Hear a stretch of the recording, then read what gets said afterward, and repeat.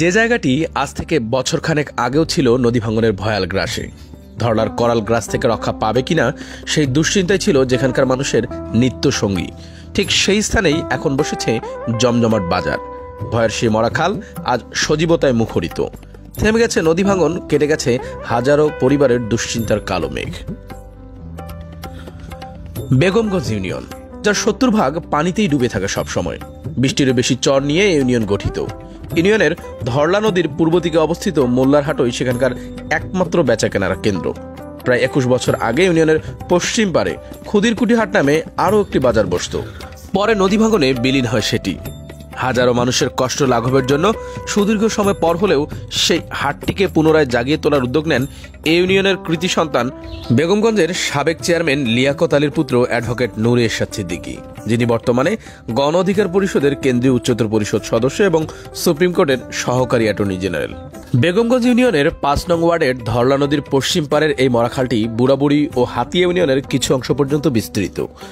বর্ষার ভরা পানির স্রোতে এই মরাখালটি ভাঙনের সৃষ্টি হয়, যা কেড়ে নেয় হাজারো মানুষের ভিটেমাটি। এই চরে বয়স প্রায় 22 থেকে 23 বছর হলেও বিগত সময়ে কোনো জনপ্রতিনিধি তেমন কোনো উদ্যোগ নেননি। স্থানীয়রা বহু চেষ্টা করেও সফল হতে পারেননি। অবশেষে 2025 সালের 2 জানুয়ারি কুড়িগ্রাম নদী রক্ষা ও চর উন্নয়ন আন্দোলনের উদ্যোগে স্থানীয় জনগণকে সঙ্গে নিয়ে নূরে এরশাদ সিদ্দিকী জেলা প্রশাসকের সঙ্গে দেখা করেন। জেলা প্রশাসক তৎক্ষণাৎ জেলা পানি উন্নয়ন বোর্ড ও BIWTA কে ব্যবস্থা নেওয়ার নির্দেশ দেন। শুরু হয় পাইলিং। চলতি বছরের জুন মাসের শেষে নদীতে হঠাৎ পানি বেড়ে যাওয়ায় কিছু কাজ বাকি থাকতেই কাজ বন্ধ হয়ে যায়। পরবর্তীতে স্থানীয় জনগণের নিজস্ব অর্থায়নে বাকি কাজ সম্পূর্ণ হয় এবং মরাখালে তৈরি হয় নতুন বাঁধ। এরপর জেলা পানি উন্নয়ন বোর্ডের সহায়তায় নতুন বাঁধটি রক্ষায় জিও ব্যাগ ফেলা হয়। আগস্ট মাসে অ্যাডভোকেট নূরে এরশাদ সিদ্দিকী স্থানীয় জনগণের সঙ্গে মতবিনিময় করেন এবং মরাখালে নতুন বাঁধে খুদিরকুটি হাট পুনরায় চালু করার বিষয়ে আলোচনা করেন। সকলের ঐক্যবদ্ধ প্রচেষ্টায় দীর্ঘ 21 বছর পর শুরু হয় নদীতে বিলীন হয়ে যাওয়া সেই খুদিরকুটি হাটের নবজন্মের কাজ।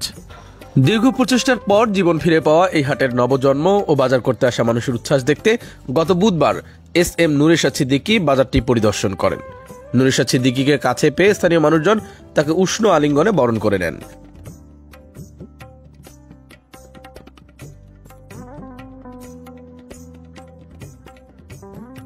হাটটা হতে আমার গরু বছরও আল্লাহর মতো ঠিকছে, আর আমার মহল্লার মানুষ খুব খুশি আছে। রাস্তাঘাট ওনার উদ্যোগে যেখানে যেখানে যাইতে বলছি আমরা গেছি, আল্লাহর মতে সেটা প্রসেস হয়ে গেছে ওনার উদ্যোগে। মানে আল্লাহর মতে অতি তাড়াতাড়ি রাস্তার কাজ শুরু হবে। মানে তাদের কাছে আরো আশা করি তারা রাস্তার জন্য যতই কাঁচা হোক রাস্তার জন্য পাকা হয়। পূর্ব দিকে যেটি চর আছে সব লোকে এখানে আসে। আমাদের একটা মেহমান যদি আমাদের এখানে আসে, 1 কেজি মাংস বলি গেলে ভাই মেহমানের অবস্থা খারাপ। ওই হিসেবে আমাদের মেলা উপকার, এই হাটটা হওয়ার আমাদের অনেক উপকার হয়েছে। আমরা অনেক খুশি। আমাদের রাস্তাঘাটগুলো হইলে আমরা আরো খুশি। এই এলাকা আমার একটা হাট ছিল না, এখন একটা নতুন হাট হয়েছে আমার ইরশাদ ভাতিজের কারণে, তার অনুদানে। তা এখন আমার এই হাটের জন্যে আরও কিছু মাটি ফেলা লাগবে, রাস্তাঘাট লাগবে, এগুলো আমার জরুরি দরকার। নূরে এরশাদের উদ্যোগে এই কাজটা হওয়ায় এটা তো আমার ক্রেডিট। আগে সমস্যায় ভুক্ত বুড়ে বুড়ে হাট করা লাগতো কয়েক কিলোমিটার দূরে, বৃষ্টি বাদলের সময় যাইতেই পারে নাই। অন্যদিকে যাত্রা বুঝতে দেওয়া লাগতো কয়েক কিলোমিটার দূরে নদী পথে। এখন উপকার হয়েছে, এখন সব লোকে দেখতে পাচ্ছেন তো বাড়ির থেকে এখন কেবল আসতেছে হাটে, নিজের ইচ্ছে মতো সুবিধা মতো আসতেছে।